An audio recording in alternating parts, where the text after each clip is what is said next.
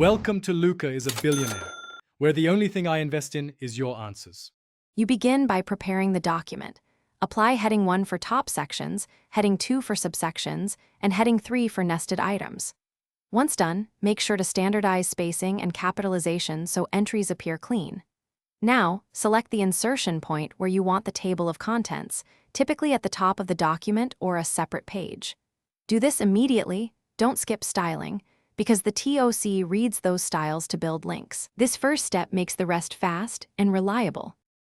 Next, insert the table of contents. Go to Insert, choose Table of Contents, and pick the linked or plain text style. Linked is best for navigation. After insertion, customize which heading levels appear by adjusting styles. Change heading 4 only if you need deep nesting. Once inserted, you'll update it manually. Click the refresh icon labeled Update Table of Contents after making edits.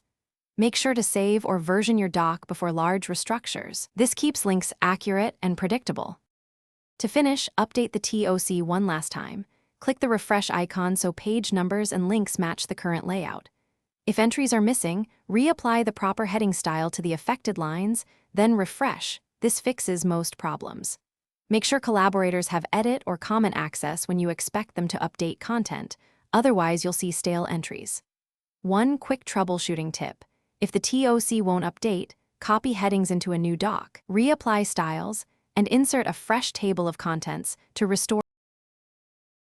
Thanks for watching and please subscribe. It's the best investment you'll ever make.